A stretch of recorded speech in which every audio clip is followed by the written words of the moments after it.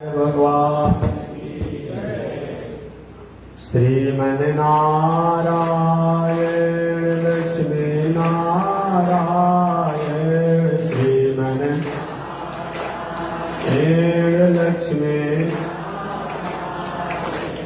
श्रीमन नारायण नारायण नारायण श्रीमन नारायण नारायण श्रीमन नारायण भवतारायण श्रीमन नारायण लक्ष्मी नारायण नारायण नारायण लक्ष्मी नारायण नारायण नारायण। बोलिए श्री लक्ष्मी नारायण भगवान की अनंताचार्य कृपया वेदांत द्वयपारगम रामकृष्णांग्र सद्वत्तम विश्वक्सेन मुनिं भजे कासायम यज्ञसूत्रं शुचिवपुषि तथा चोर्ध्वपुण्ड्रं च बाले यस्यास्ते दक्षस्ते कलिकुमतिगिरीन्द्रेन्द्रवज्रं त्रिदण्डं संसाराग्नि प्रशान्त्यै वृतजलममलं दारुपात्रं पवित्रं श्रीविश्वक्सेन सूरे पदकमलयुग श्रेयसे संश्रयामि लक्ष्मीनाथ समारम्भाम् नाथयामुनमध्यमाम्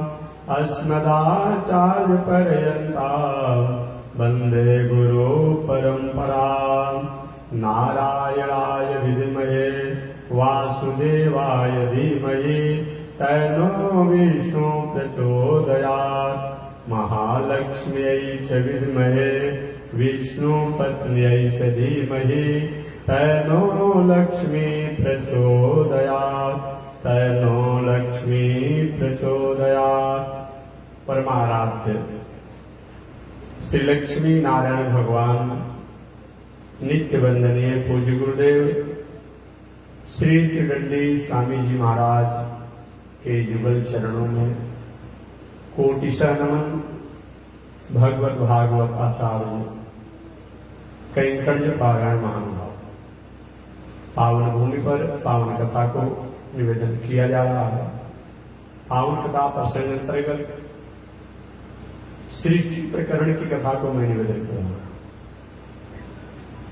पिछले दिन निवेदन किया गया इस दुनिया के प्रारंभ में भगवान श्रीमन नारायण ही रहते हैं। दुनिया के मध्य में ही उनका ही विस्तारीकरण, विकसितकरण,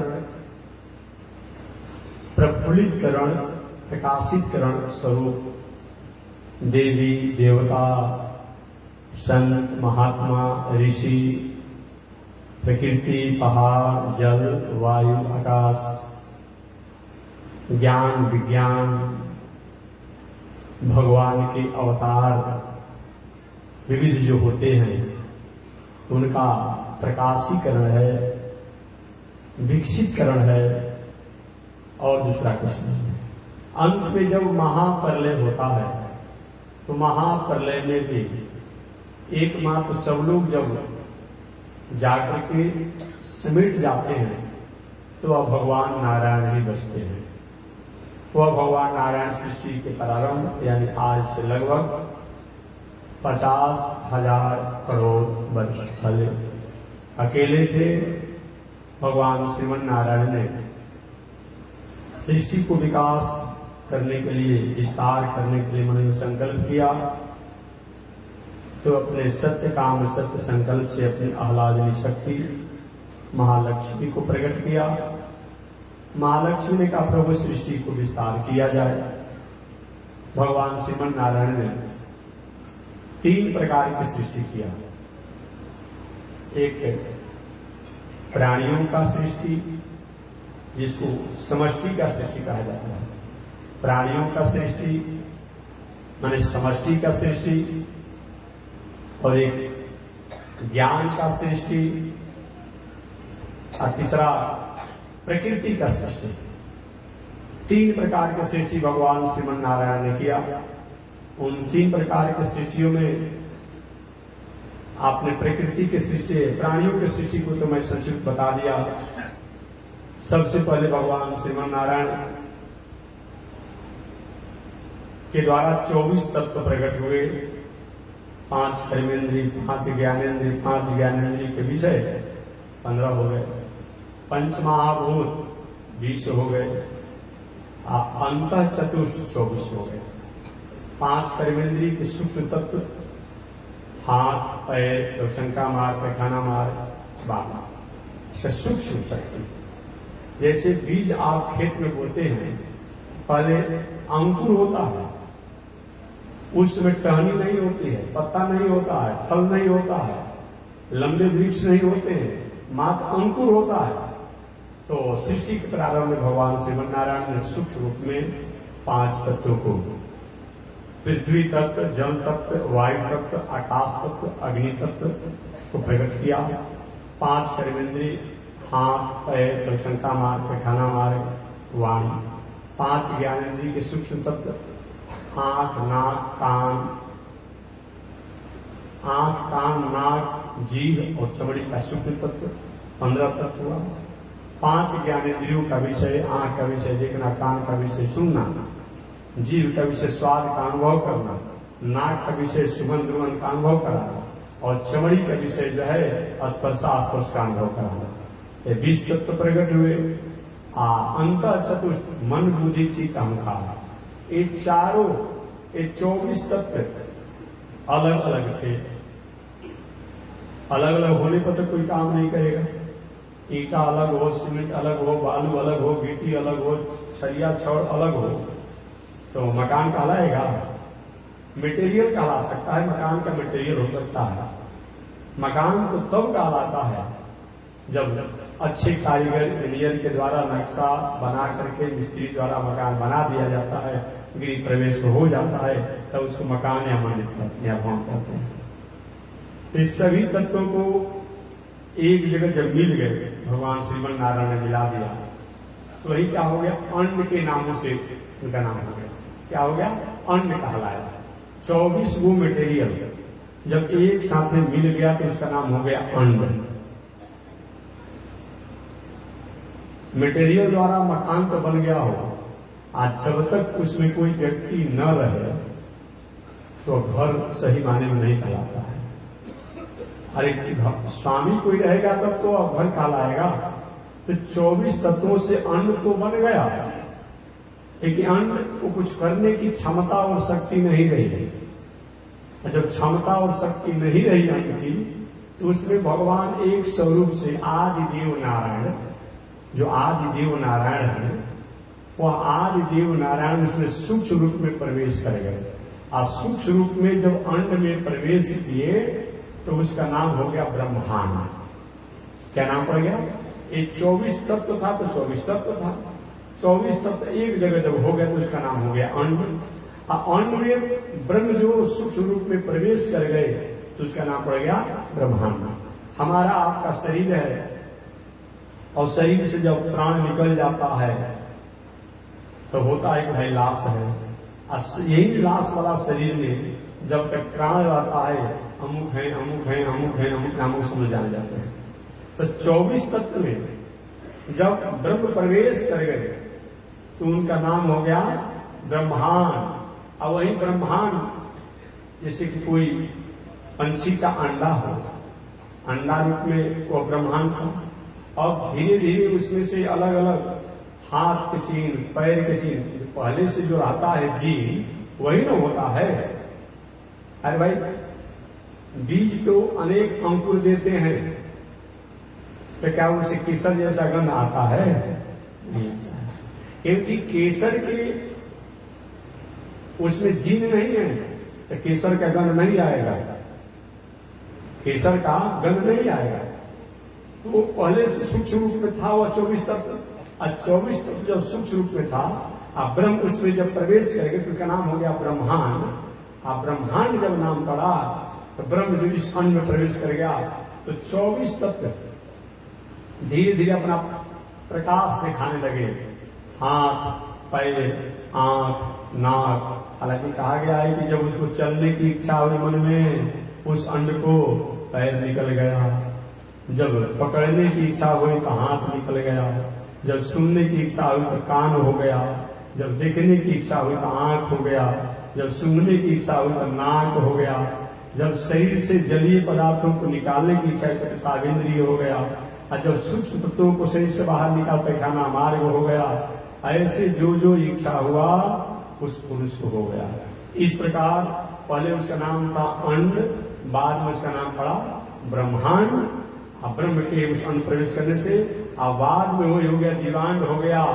वही सृष्टि के प्रारंभ में आदि देव नारायण, और वही नारायण जब पूरा दुनिया जलमग्न था, जल ही जल था, तो उस जल से आगे चल करके अलग अलग प्रकृति का विस्तारीकरण के जो सूक्ष्म रूप में था उसका विस्तारीकरण किया। तो 3 प्रकार के भगवान ने सृष्टि किया। एक तो प्राणियों का सृष्टि हुआ, दूसरा प्रकृति का सृष्टि हुआ। प्रकृति में पर्वत, जल, वायु, वृक्ष इत्यादि, ये प्रकृति का सृष्टि है। और तीसरा ज्ञान का सृष्टि हुआ। सृष्टि के प्रारंभ में वह जब ब्रह्म, वह परमात्मा, सृष्टि के प्रारंभ में एकमात्र ओंकार ही था। ओंकार इस सृष्टि के प्रारंभ में था, और उसी ओंकार में, उसी ओम में सारा ज्ञान था। ओंकार, वही ओम, नाद, ओंकार बाद में वेद के नामों से जाना गया। जो ऋग्वेद हुआ वही ऋग्वेद, आगे ऋग्वेद, यजुर्वेद, सामवेद, अथर्ववेद के नामों से जाना गया। वही वेद के द्वारा आगे चल करके स्वर, व्यंजन, पद, मंत्र इत्यादि उत्पत्ति हुई। आगे चल करके उसके द्वारा और भी शास्त्र प्रकट हुए, जो हम लोग सभी शास्त्र की जो बात करते हैं। तो शिक्षा की सृष्टि हुआ, जिसको लोग ज्ञान की सृष्टि कहते हैं।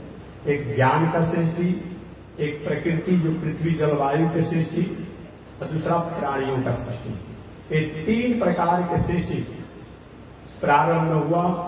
और ब्रह्मा जी भी जब भगवान के नाभि कमल से प्रकट हुए तो ब्रह्मा जी भी सृष्टि के लिए मन में इच्छा किए कि इतना विस्तार हो, इतना विस्तार हो कि हम भगवान की आज्ञा करने में अपने को आज्ञाकारी समझेंगे। ब्रह्मा जी ने विस्तार से सृष्टि का विस्तार किया, और पूरा ब्रह्मा जी की सृष्टि में जो 9 ऋषियों का सृष्टि हुआ, जो कल बताया था, मरीचि ऋषि, अत्रि ऋषि, पुलह ऋषि, कर्तु ऋषि, भृगु ऋषि, वशिष्ठ ऋषि, इतना इन लोगों द्वारा दुनिया में विस्तार हुआ। उन्हीं के आज हम लोग संतति हैं, उन्हीं के वंशज हैं। बहुत विस्तार लोगों ने किया। एक बात और, उस सृष्टि में सबसे अधिक अगर किसी ने विकास किया है और विस्तार किया है तो उनका नाम है कश्यप ऋषि। कश्यप ऋषि के ही पुत्र देवता हैं। कश्यप ऋषि के पुत्र दानव हैं। कश्यप ऋषि के पुत्र दैत्य हैं। कश्यप ऋषि के पुत्र राक्षस हैं। जिन सृष्टि के प्रारंभ में हिरण्याक्ष और हिरण्यकश्यप का नाम आप सुनते हैं, एक कश्यप ऋषि के ही दूसरी पत्नी के पुत्र हैं। ये आपको जानना चाहिए। और भी अनेक प्रकार के राक्षसों की बात आती है। आप पशुओं की बात करते हैं, कश्यप ऋषि के पुत्र हैं। पंछियों की बात करते हैं, अरुण जी, गरुड़ जी इत्यादि का नाम लेते हैं, एक कश्यप ऋषि के पुत्र हैं। सर्पों की बात करते हैं, कश्यप ऋषि की एक पत्नी जिसका नाम था कद्रु, उन कद्रु के पुत्र हैं। ऐसे कश्यप ऋषि के अनेक पत्नियों से अनेक संतान हुए। आगे राजा परीक्षित श्री सुखदेव जी महाराज से कहे कि महाराज ये बताइए, भगवान इस संसार में सृष्टि जब किए तो सृष्टि में किस किस को किस प्रकार से महत्व दिया और कैसे प्राणियों को संकेत और स्वरूप का ज्ञान हुआ, तो इसके बारे में सुखदेव जी कहते हैं, परीक्षित तुमने जो प्रश्न किया है वही प्रश्न को एक समय विदुर जी ने मैत्रेय जी से किया था। थोड़ी सी आगे की कथाओं को कौतूहल बस जानने की इच्छा से परीक्षित जी ने कहा, महाराज विदुर जी और मैत्रेय, इन दोनों का पहले तो आप परिचय बताइए, इन दोनों का मिलन कैसे हुआ यह बताइए। तो मैं निवेदन कर चुका हूं पहले एक बार आप लोगों को। विदुर जी को आप जानते होंगे, दासी पुत्र थे, पांडव के भाई ही थे, पांडव के नहीं, पांडु के भाई ही थे, धृतराष्ट्र के भाई ही थे विदुर जी। कथा विस्तार से मैं बता चुका हूं। विदुर जी हस्तिनापुर में महामंत्री पद पर रहा करते थे। ये कोई समान नहीं थे, साक्षात धर्म के अवतार विदुर जी थे। एक बार मांडव ऋषि अपने आश्रम पर पूजा पाठ तपस्या कर रहे थे।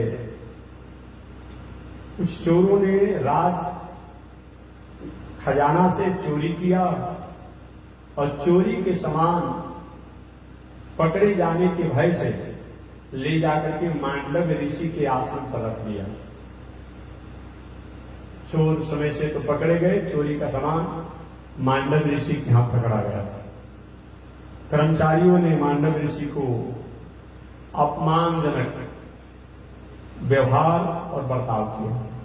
साधु का वेश बनाकर चोरी का सामान बचा कर रखा है, तुमको वो दंड होगा जो तुमको पता चल जाएगा। मांडव ऋषि को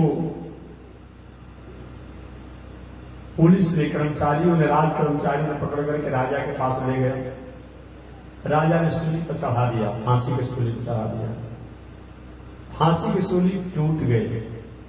दूसरी बार सूली पर चढ़ाया, दूसरी बार में सूली टूट गई। तीसरी बार सूली पर चढ़ाया, तीसरी बार में सूली टूट गई। राजा ने विचार किया कोई गलती तो हमारा द्वारा नहीं हो रहा है, ये बार बार सूली क्यों टूट जा रही है। अंत में पूछा, महाराज आपका परिचय क्या है, पहचान क्या है।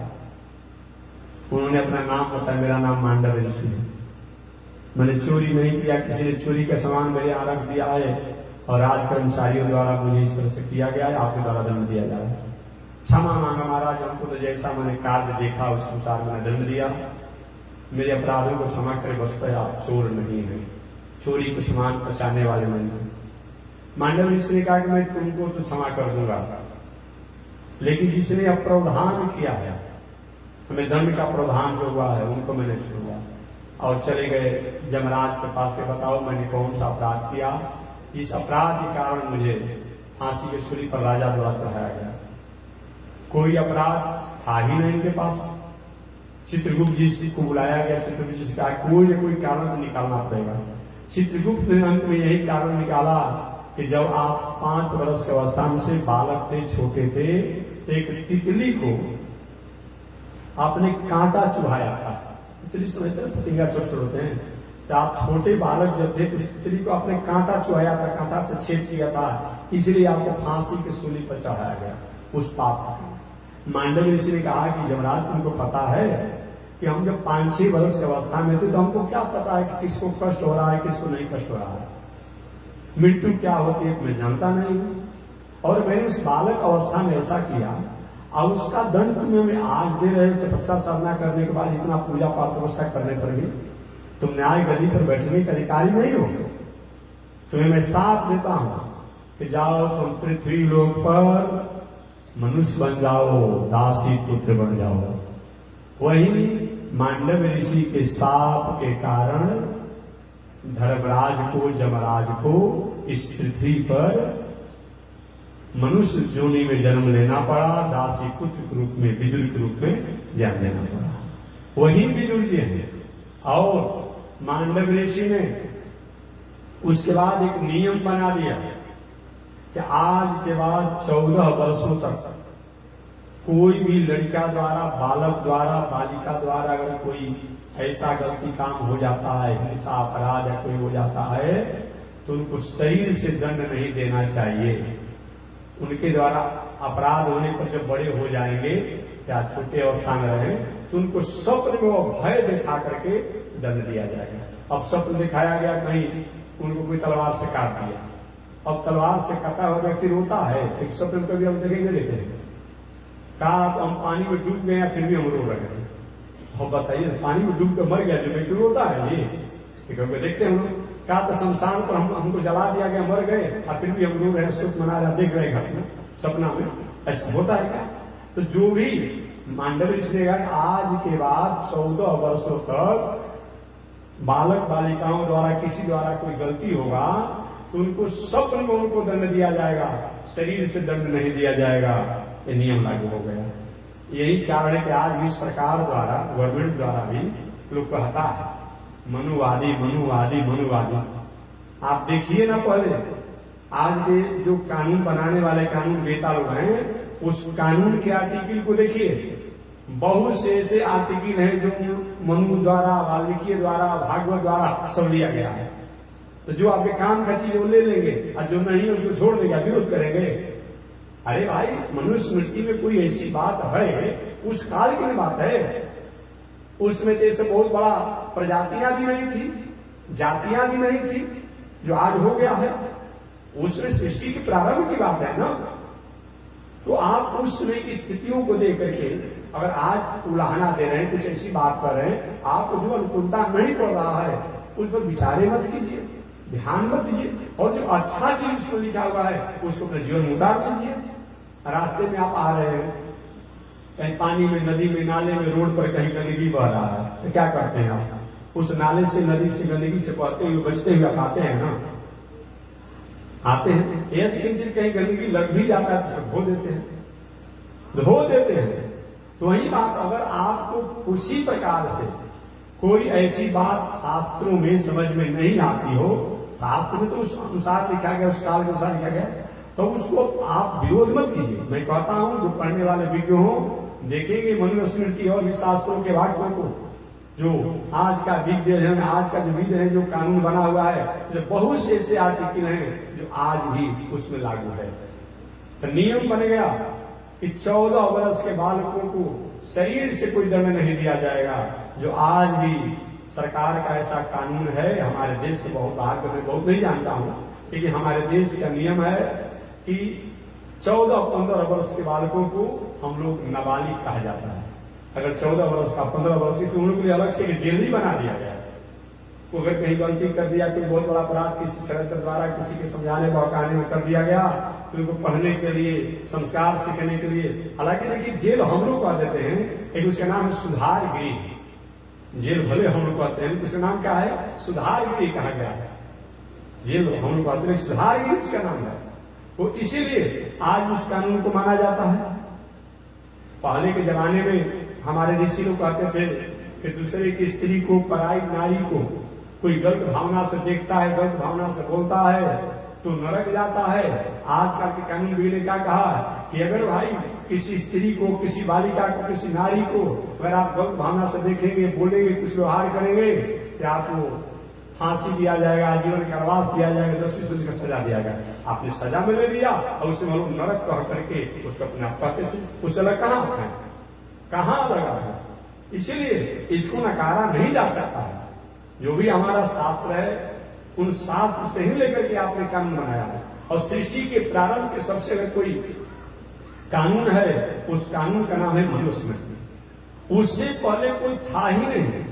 अरे भाई, कोई प्रथम सम्राट जो मनु जी महाराज थे, तो फिर दूसरा कौन हो सकता है उस समय? इसलिए कोई शास्त्र में कोई बात नहीं समझ में आती हो, उस पर ध्यान मत दीजिए। अब बाकी जो अच्छा बात जो हो उसको जीवन के आचरण में लीजिए। और बात नहीं समझ में आ रहा है, इतना तो जरूर जाता है मानस में ना कि प्रातः काल उठ के रघुनाथा, माता पिता गुरु ना वही माथा, इतने ही कर लीजिए। और शब्दों को नहीं समझ में आता है, लेकिन मानस में लिखा कि सुबह सुबह जग करके माता को, पिता को प्रणाम कीजिए, वही कर लीजिए। अच्छा जो बात है उसको जीवन के आचरण में ले लीजिए। जो नहीं समझ में आ रहा है उसको छोड़ दीजिए। विरोध करने का तो कोई मतलब नहीं है। इसीलिए मैं निवेदन करना चाहता हूं कि जो भी वही विदुर जी महाराज है, उन्होंने कानून बना दिया जो आज भी लागू हो रहा है। ऐसे विदुर जी का परिचय है। मैत्रेय जी कौन है ये भी आप जानते होंगे, एक बार कथा मैंने बताया था।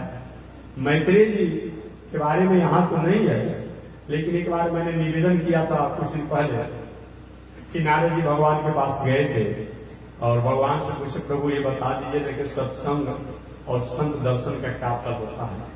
भगवान ने कहा जाओ, यहाँ में एक जंगल है, उस जंगल में एक सर्प जो है पुराना अजगर, उसे पूछ लेना, यहाँ बैठा है, यहाँ उसको से दूर से आप पूछ लेना।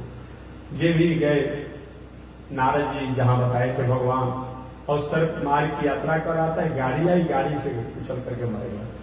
नारद जी के प्रश्नों का समाधान नहीं हुआ, नारद जी के प्रश्नों का उत्तर तो नहीं मिला। कुछ दिनों के बाद पुनः भगवान के पास गए, प्रभु आपसे मैंने पूछा था कि संत सत्संग और अच्छे कर्म का क्या फल होता है, पता नहीं चला। तो ठीक है जाओ, हम गांव में गाय ने बछड़े को जन्म दिया है, उसी से पूछ लेना। और बछड़े के पास गए, कहे कि संत सत्संग और धर्म का क्या फल होता है।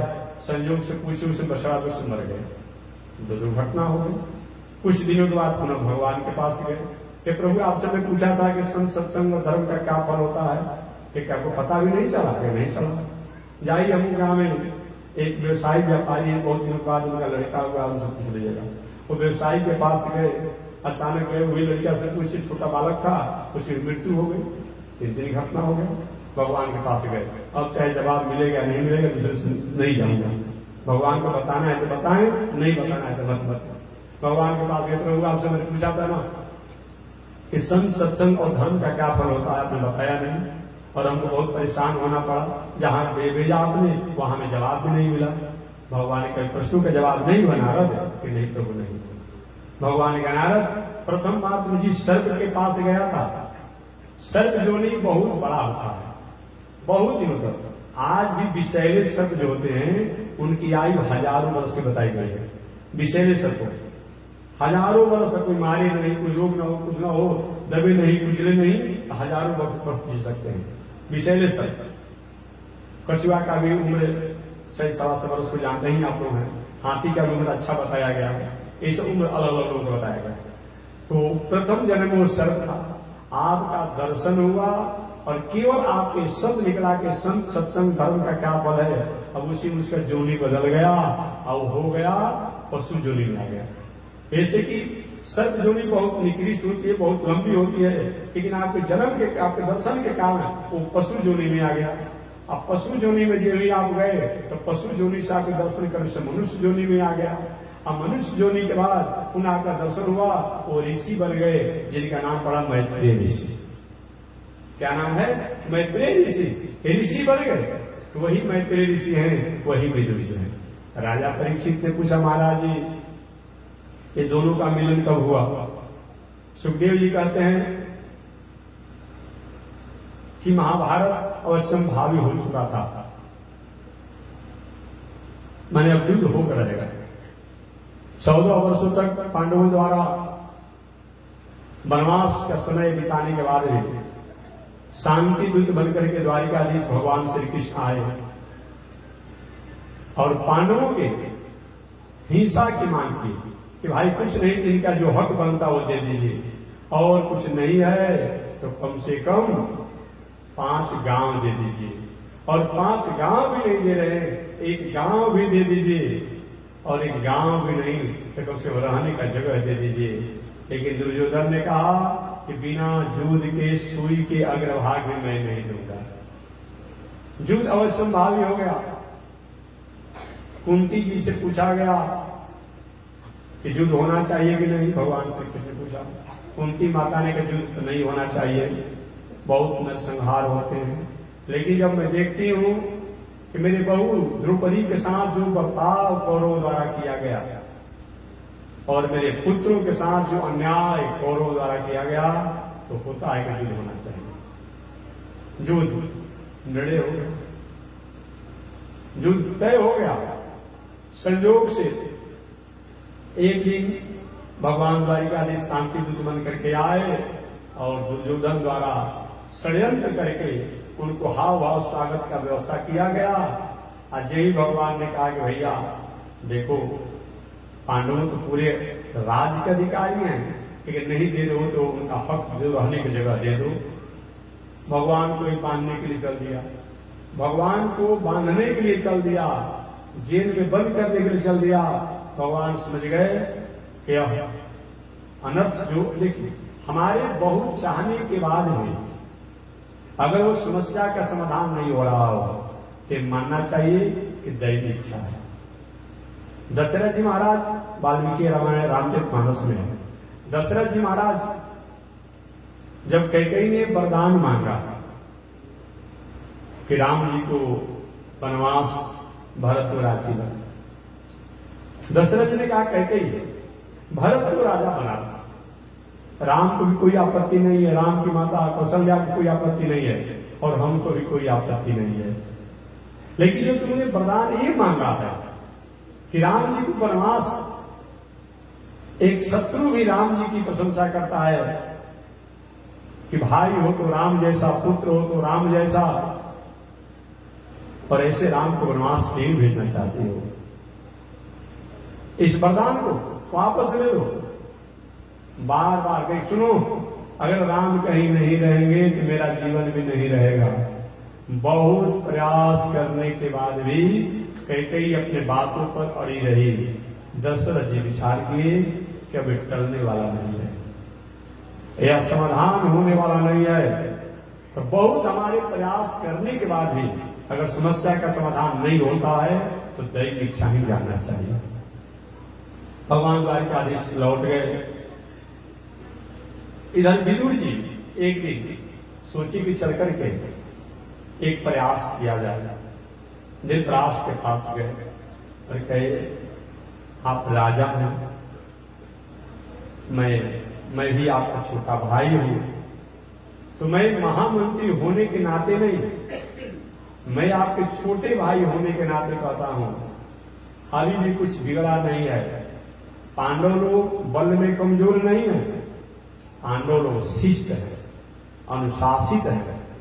अतः आप पांडवों के साथ जो अन्याय हो रहा है आपके पुत्र कौरवों द्वारा, इस पर महाराज अनुशासन कीजिए, अन्यथा बहुत बड़ा ठीक नहीं होगा, बहुत बड़ा अनर्थ हो जाएगा।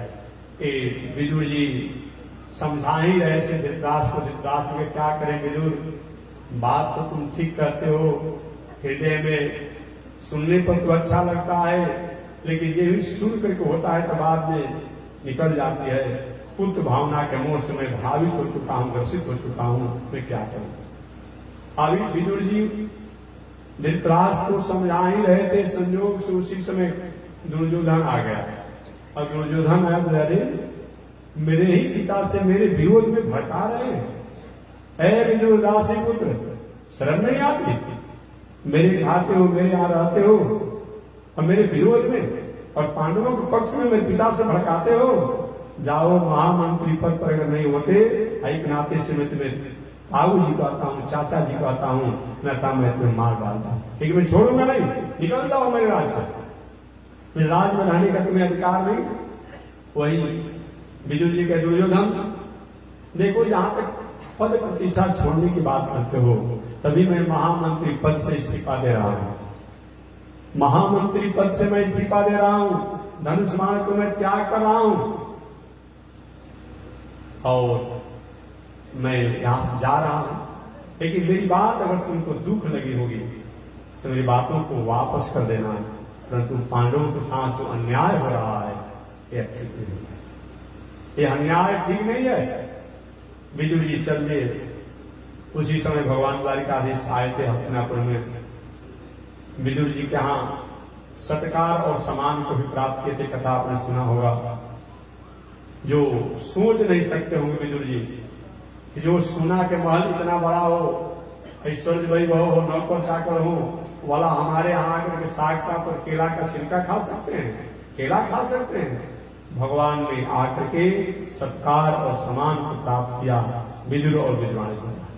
अंत में तो बताया गया कि जब भगवान जाने लगे तो जाते समय मैत्रेय जी से कहे, उद्धव से कहे, उद्धव मैत्रेय विदुर का साग और उनका केला का छिलका मुझे भूला नहीं जाता है।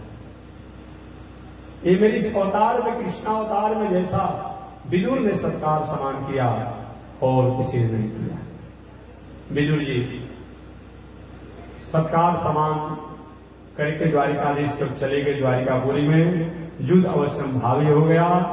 उसमें विदुर जी वहां से निकल पड़े, धनुष को त्याग करके, महामंत्री त्याग करके, और अपनी पत्नी से देवी अब झंझट से मुक्त हो गए।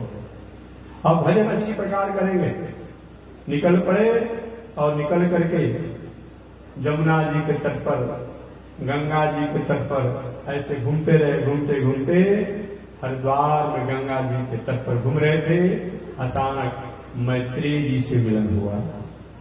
मैत्रेय जी और विदुर जी का जब मिलन हुआ तो विदुर जी ने मैत्रेय जी को प्रणाम किया।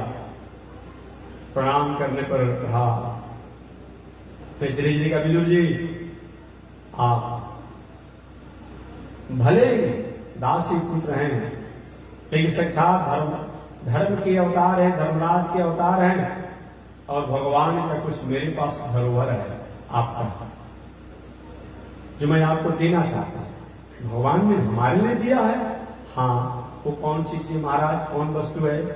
कि भगवान ने कुछ संदेश, कुछ कथा, कुछ सत्संग आपके लिए कहा है। अच्छा भगवान जाते समय हमारे बारे में क्या कहे? कि भगवान ने ही कहा, विदुर ने जो सत्कार और सम्मान के आसन पर हुआ, इसको भूला नहीं जा सकता। आगे विदुर जी और मैत्रेय जी गंगा के तट पर बैठ गए और विदुर जी ने पूछा, महाराज ये बताइए, आखिर भगवान सृष्टि ही क्यों करते हैं? आज सृष्टि जब करते हैं तो फिर दुनिया को चारों तरफ से नचाने का काम क्यों करते हैं? और नचाते हैं तो हम फिर समेटते क्यों हैं? मैत्रेय जी ने कहा, विदुर ये भगवान की लीला है, भगवान की लीला है। कभी आपने छोटे छोटे बालकों को देखा होगा, जहां बालू का जगह हो, क्या करता है लोग? अपने पैरों पर रख करके बालू का घर बनाता है। अब बना करके 1 घंटा 2 घंटा अपने खेलेगा, कूदेगा, गाएगा, बजाएगा अपने अनुसार। आज जे भी जो मन करता था अपने लातों से मार कर फंसा देता है। अब वही जब अपने पैरों से मकान बना रहा हो बालू का, आप कोई तोड़ दीजिए तो रोने लगता है, काहे हमारे मकान को आपने तोड़ दिया, और दूसरे को झगड़ा करने की क्षमता उसके पास है नहीं। वही भगवान की भी हाल है।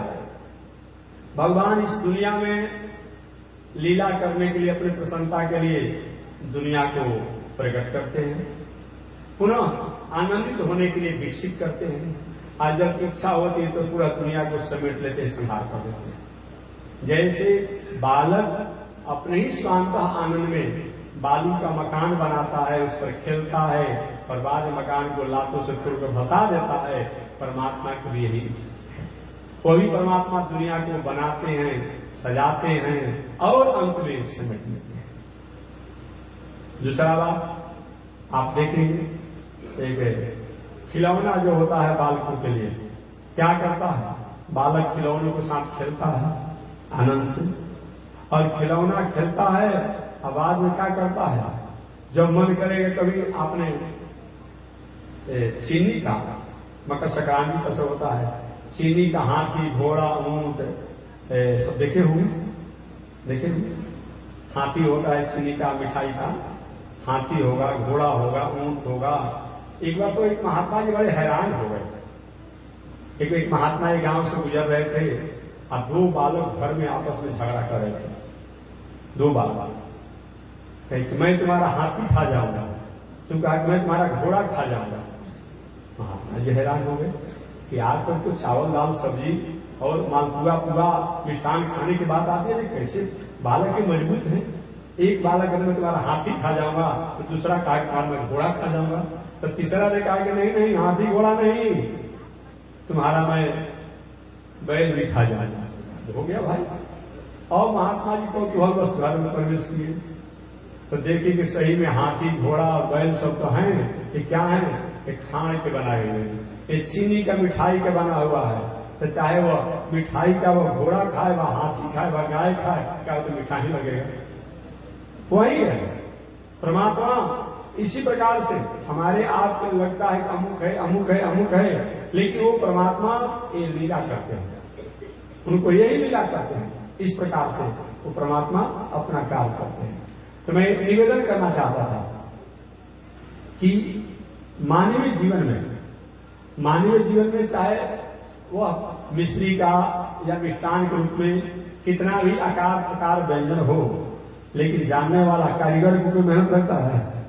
हाथी का आकार बनाया, अपना क्या करता है, अगर नहीं ये नक्शा ठीक नहीं है तो हाथी को तोड़ देता है। मिठाई जो बनाता है चीनी का, घोड़ा बनाया, गाय बनाया, अमुक बनाया, देवी बनाया, देवता बनाया, क्या कर इच्छा से तोड़ देता है, अपना तोड़ दूसरा नक्शा बना देता है। वही हाल है। परमात्मा इस दुनिया को पलित पोषित करते हैं, विकसित करते हैं, खिलाते हैं और अंत में समेट लेते हैं। क्योंकि उनकी मान्यता में, जैसे कारीगर जो होता है मिठाई बनाने वाला, वही मानता है कि चीनी खोआ या अमुक का बना हुआ ये वस्तु है। ये वस्तु न गाय है, न भैंस है, न ऊंट है, न घोड़ा है, न हाथी है, न गणेश है, ये कोई नहीं है। एक और हमें खाए का बनाया है, वो वही परमात्मा के लिए है, हमारे आपके लिए भले व्याप्त है। अलग से भगवत गीता में भगवान श्री कृष्ण ने इसी बातों को बताया।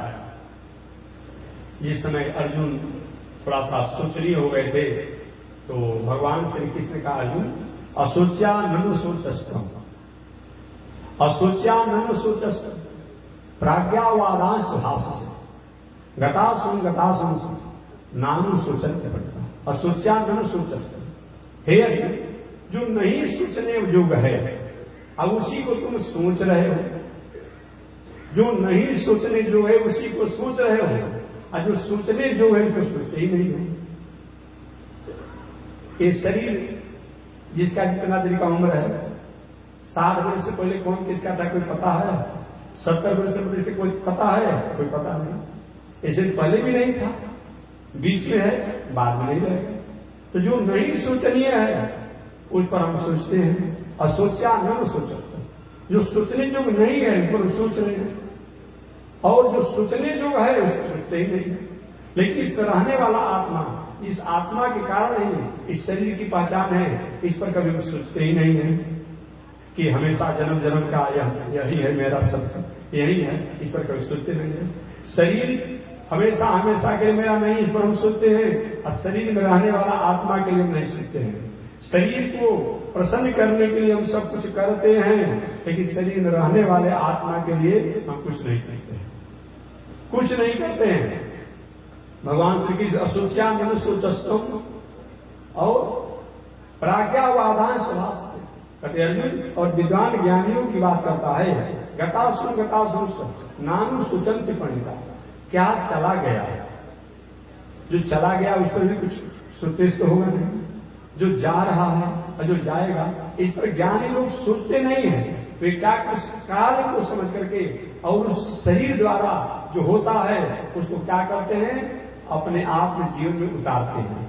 आपने किसी से कुदारी मांग लिया, कुदाल मांग लिया है, हंसुआ मांग लिया है, खुरपी मांग लिया है, तो पहले भी आपका नहीं था, बाद में भी आपका नहीं रहेगा। वो तो आपने मांगा है, तो जब तक मांगे हैं तब तो उसको खुद सधा लीजिए। जहां आर्जन करना हो, कोड़ना हो, फोड़ना हो, छीलना हो, सब कर लीजिए। लेकिन अगर कोई व्यक्ति मांग ले, अपना लेकर चले जा रहा, आप कैसे मांग लेकर कहीं लेकर चला गया, अरे पहले भी आपका नहीं था, तो जब है उससे आप काम निकालिए, काम कर लीजिए, यही बताया गया है। तो ज्ञानी लोग क्या करते हैं, इस शरीर से जब तो होता है तब तक काम कर लेते हैं, बाकी मरना जीना रोग दुख तो लगा है और होते रहेगा। जब विकार शरीर से बना हुआ है, विकारी शरीर से हमारा आपका एक शरीर बना है, तो विकार रहेगा ही, इसको त्यागा नहीं जा सकता है। इसीलिए अच्छे लोग इसके द्वारा काम करते हैं। तो विदुर जी ने मैत्रेय जी से पूछा भगवान सृष्टि कैसे करते हैं, तो वही मैत्रेय जी ने कहा कि देखिए भगवान का एक धरोहर है, आपने कथा सुनाए थे, वही कथा मैं सुनाऊंगा। तो इसी कथा को मैत्रेय जी ने विदुर जी को सुनाया, और सुनाते समय कहे कि विदुर सुनो, सृष्टि का प्रकरण कि सृष्टि के प्रारंभ में सबसे पहले 10 प्रकार की सृष्टि हुई। महत्व तत्व की सृष्टि हुआ। महत्व तत्व माने जो जो जिस वस्तु में गुण होता है, गुण तत्वों की सृष्टि हुआ। दूसरा अहंकार तत्वों की सृष्टि हुई, और तीसरा भूत सर्गों की सृष्टि हुई, चौथा इंद्रियों की सृष्टि हुई, पांचवा देवताओं की सृष्टि हुई, छठवां अविद्या की सृष्टि हुई, और सातवां स्थावर माने पहाड़ वृक्ष इत्यादि की सृष्टि हुई, और आठवां पशु की सृष्टि हुई, पशु पंछियों की सृष्टि हुई, और 9वें नंबर की सृष्टि में हम मनुष्य आते हैं। मनुष्यों का सृष्टि क्या है? 9वें नंबर में आता है। पहले वृक्ष हुए, पशु पंछी हुए, और 9वें नंबर में मनुष्य की सृष्टि हुआ, और सरकारी और ऋषियों की सृष्टि। इस प्रकार से परमाणु, अणु, लौ, निमेष, दंड, पहर, पक्ष, मास, वर्ष, सतयुग, त्रेता, द्वापर युग, कलयुग, अज्ञान की वृत्तियां, ये सभी जो भी काल है, जो भी समय है, ये सब प्रकट हुए। और ऐसे ये सभी सृष्टि होने के बाद तब ब्रह्मा जी को आज्ञा हुआ, तो वही ब्रह्मा जी ने सृष्टि किया, जो कथा मैं बता चुका हूं। आगे ब्रह्मा जी की सृष्टि में जो सबसे श्रेष्ठ ऋषि हुए मरीचि ऋषि, और मरीचि ऋषि के सबसे बड़े पुत्र का नाम क्या है? कश्यप ऋषि। कश्यप अदिति महातप के नाम कश्यप ऋषि हुए। कश्यप ऋषि की अनेक पत्नियों में जो सबसे बड़ी और श्रेष्ठ पत्नी है, जिनका नाम है अदिति, यही अदिति और कश्यप ऋषि के द्वारा 12 आदित्य लोग हुए। जो आदित्य के छठ के अवसर पर गीत आप लोग आते हैं, तो 12 आदित्य देवता हुए। वह 12 आदित्य में सूर्य को आदित्य कहा जाता है, वरुण को आदित्य कहा जाता है, वामन भगवान को आदित्य कहा जाता है। ये आदित्य लोग हुए। इस प्रकार देवताओं द्वारा, इस प्रकार कश्यप ऋषि की प्रथम पत्नी अदिति द्वारा ये देवता लोग हुए। बहुत समय बीतने पर भी कश्यप ऋषि की छोटी बहन क्या कहेंगे, कश्यप ऋषि की दूसरी पत्नी माने अदिति की सवत, कश्यप ऋषि की दूसरी पत्नी जिसका नाम दीति है, उस दीति को कोई संतान नहीं हुआ।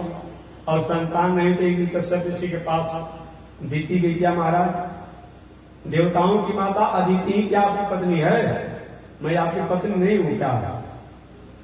मुझसे आपने विवाह नहीं किया क्या? मेरे से भी तो आपका विवाह हुआ है, मेरे पिता ने भी तो कन्यादान किया है आपके हाथों में। देवी ऐसी बात कहने की क्या हो सकता है? लेकिन इसलिए कहना है कि देवताओं की माता अदिति द्वारा देवता लोग आदित्य लोग हो गए। हमारा एक भी अभी तक कोई पुत्र नहीं हुआ, विवाह के इतने समय हो गया, अभी हमको पुत्र प्राप्ति की आज्ञा दीजिए, पुत्र प्राप्ति का आशीर्वाद दीजिए। कश्यप ऋषि ने कहा कि अभी समय अच्छा नहीं है, अभी समय अच्छा नहीं है। इस समय अगर तुम पुत्र प्राप्ति का अधिकार प्राप्त करोगी तो पुत्र तुम्हारा वह ऋषि कुल खानदान से अलग हट करके हो जाएगा, असली प्रवृत्ति का हो जाएगा। कि ये समय नहीं जानते हूं, आप मेरे पति हैं, मैं आपकी पत्नी हूं, मुझे पुत्र प्राप्ति वंश विस्तार का अधिकार दीजिए। नहीं माने अदिति, नहीं माने दीति, और कश्यप ऋषि ने हमारे को संतान अधिकार दीजिए प्राप्ति का। वही दीति कश्यप ऋषि के साथ वंश विस्तार की मर्यादा को अपनाया। उस समय उपयुक्त मुहूर्त नहीं था, सायंकाल का यही समय था। कश्यप ऋषि ने हालांकि बताया ये भी मुहूर्त ठीक नहीं है, इस समय का संतान राक्षसी वृत्ति वाला होगा, लेकिन वो नहीं माना। कश्यप ऋषि ने यहाँ तक बता दिया, चत्वारिमानि कर्माणि संध्यायां परिवर्जते, आहारम मैथुनम निद्राम स्वाध्यायम च चतुर्थकम। चत्वारिमानि कर्माणि, 4 काम को गणवेर में सायंकाल नहीं करना चाहिए। परिवर्जये, आहारम भोजन नहीं करना चाहिए, थोड़ा आगे पीछे कर लीजिए। मैथुनम, वंश विस्तार की क्रिया नहीं करनी चाहिए। निद्रा में सोना नहीं चाहिए। और स्वाध्यायम, स्वाध्याय नहीं करना चाहिए। तो आहारम का मतलब भोजन का मतलब क्या होता है? भोजन का मतलब कर्माली के विवाह हो, शादी हो, श्राद्ध हो, जो लगातार चल रहा हो, जब उपनीत हो तो भाई लगातार चल रहा है। लेकिन घर में अगर ऐसी एक पैक खाना हो तो आगे पीछे करके खाना चाहिए। आहारम मैथुनम, और वंश विस्तार के लिए बताया गया है। यह समय उपयुक्त नहीं है। उस समय अगर वंश विस्तार की क्रिया को किया जाता है तो राक्षसी वृत्ति वाले संतान होते हैं। और निद्रा, अगर निद्रा में सोते हैं तो निश्चित रूप में हमारा तेज ऊर्ज समाप्त होता है। एक कोई व्यक्ति को दवा दिया गया हो और उसमें बेहोश किया गया तो बेहोश रहेगा ना, वहां लागू नहीं होगा। बच्चों पर, वृद्ध पर, बालक पर, रोगी पर ये नियम लागू नहीं होता। अब भाई कोई नौकरी करने वाला व्यक्ति है, अब उसको वही कहीं समय मिल जाता है, क्या करेगा? उसके साथ समस्या है। इसीलिए, लेकिन बाकी ये नियम को संभव हो तो कोशिश करना चाहिए। आहारम मैथुनम निद्रा स्वाध्याय, और स्वाध्याय माने नए शास्त्रों का स्वाध्याय नहीं करना। बाकी मान लीजिए भागवत का पारायण चल रहा है, मानस का पाठ चल रहा है, गीता का पाठ चल रहा है, पहले से पूजा पाठ हो रहा है, वहां लागू नहीं है। लेकिन नया कुछ शुरू करना हो तो उसमें शुरू नहीं करना चाहिए। ये सब है नहीं मानी, दीति नहीं मानी, कश्यप ऋषि विवश होकर के और दीति की भावना को पूरा करना पड़ा। समय से दीति के गर्भ में बालक दो हो गए। वह बालक दीति के गर्भ में पलित पोषित होने लगे। ये दूसरा कोई बालक नहीं है, जो कथा एक बार मैं सुना चुका हूं, तो दूसरा कोई बालक नहीं है। वही सनक सनंदन सनातन सनत कुमार जब भगवान के दरबार में जा रहे थे दर्शन करने के लिए, तो भगवान के निजी सेवक जय विजय उनको रोक दिया था, बिना कारण बताए, बिना नोटिस दिए। तो भाई भगवान सो रहे हैं, भोजन कर रहे हैं, क्या कर रहे हैं नहीं बताए, रोक दिया। यही चारों भाइयों ने भगवान के निजी सेवक को साथ दे दिया, तो जाओ पृथ्वी पर किसी स्त्री पुरुष के तेज से होकर के किसी स्त्री के गर्भ में तुम उनके पृथ्वी पर उसके पुत्र बनोगे, मनुष्य बनोगे, ये वैकुंठ में रहने का अधिकारी नहीं हो। वही जय विजय भगवान के निजी सेवक जो है, भाई किसको माता पिता बनाया जाए कि मेरा उद्धार हो, तो वही कश्यप ऋषि की पत्नी दीति को अपना माता बनाने का मन में संकल्प लिया। वही दीति के गर्भ में भगवान के निजी सेवक जय और विजय सूक्ष्म रूप से आकर के और गर्भ में स्थापित थे। दीति का गर्भ जो है बहुत ओज तेज से बहुत प्रभावित था, और समय पाकर के एक दिन ब्रह्मा जी कहे महाराज हम लोग का शक्ति क्षीण हो रहा है, कि आप क्यों हो रहा, आश्चर्य नहीं है। हमारा सेवक जय विजय जो है कश्यप ऋषि की पत्नी दीति के गर्भ में जब तक वो जन्म नहीं लेगा तब तक यही होगा। महाराज जल्दी उसके संसार में आने दीजिए, क्योंकि आएगा तो और उपद्रव बढ़ जाएगा। कि उपद्रव तो बढ़ेगा, लेकिन अभी तो हम लोग का तेज क्षीण जो है ठीक हो जाएगा। वही कश्यप ऋषि की पत्नी दीति द्वारा दो बालक प्रकट हुए, जिन बालक का नाम पड़ा हिरण्याक्ष और हिरण्यकश्यप। हिरण्याक्ष और हिरण्यकश्यप नाम पड़ा। यही हिरण्याक्ष और हिरण्यकश्यप ब्रह्मा जी का घोर तपस्या किए, और तपस्या प्राप्त करके यही वरदान प्राप्त किया कि एक लिए तो प्राप्त किया हमारे पास अजय बल हो जाए। हिरण्यकश्यप ने बल प्राप्त किया कि हम आपकी सृष्टि में किसी द्वारा हमारी मृत्यु न हो। तो उसका दिन दुना रात चौगुना बल बढ़ने लगा। तो शिष्य चर्चा कल मैं करूंगा, अभी छोड़ देते हैं। हिरण्याक्ष हिरण्यकश्यप द्वारा पृथ्वी पर उपद्रव किया जा रहा है, इन 51 प्रसंगों को मैत्रेय जी ने विदुर जी को सुनाया सृष्टि परिक्रमा में। शेष चर्चा अगले दिन आज इसी के साथ बांध मिला। श्रीमन नारायण लक्ष्मी नारायण, श्रीमन लक्ष्मी श्रीमन नारायण नारायण नारायण, श्रीमन नारायण नारायण।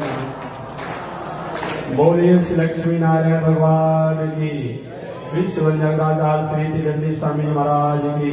हरि ओम। शांति शांति शांति।